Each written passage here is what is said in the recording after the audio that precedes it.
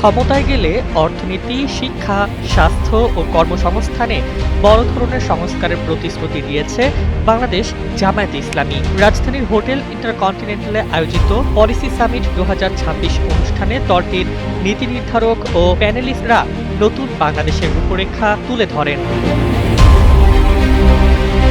সামিটে জানানো হয়, দুর্নীতির বিরুদ্ধে জিরো টলারেন্স নীতি গ্রহণ করবে জামায়াত। ট্যাক্স ও ভ্যাটের বর্তমান হার ধাপে ধাপে কমিয়ে দীর্ঘমেয়াদে ট্যাক্স ১৯% এবং ভ্যাট ১০%-এ নামিয়ে আনার লক্ষ্য নির্ধারণ করা হয়েছে। শিল্প খাতে আগামী ৩ বছরে গ্যাস, বিদ্যুৎ ও পানির দাম না বাড়ানোর প্রতিশ্রুতি দেওয়া হয়েছে। পাশাপাশি বন্ধ কলকারখানা পাবলিক প্রাইভেট পার্টনারশিপে চালু করে শ্রমিকদের ১০% মালিকানা দেওয়ার কথাও বলা হয়েছে।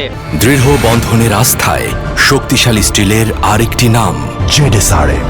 শিক্ষা ও তরুণদের জন্য ঘোষিত পরিকল্পনার মধ্যে রয়েছে গ্র্যাজুয়েশন শেষে চাকরি পাওয়া পর্যন্ত সময়ে ৫ লাখ গ্র্যাজুয়েটকে সর্বোচ্চ ২ বছর মেয়াদে মাসিক ১০,০০০ টাকা সুদমুক্ত ঋণ প্রদান, মেধা ও প্রয়োজনের ভিত্তিতে ১ লাখ শিক্ষার্থীকে শিক্ষা ঋণ এবং প্রতি বছর বিশ্বের সেরা বিশ্ববিদ্যালয়ে পড়তে ১০০ শিক্ষার্থীকে সুদমুক্ত ঋণ দেওয়ার প্রতিশ্রুতি দেওয়া হয়। এছাড়া ইডেন, বদরুন্নেসা ও হোম ইকোনমিক্স কলেজ একীভূত করে বৃহৎ নারী বিশ্ববিদ্যালয় প্রতিষ্ঠার পরিকল্পনার কথাও জানানো হয়।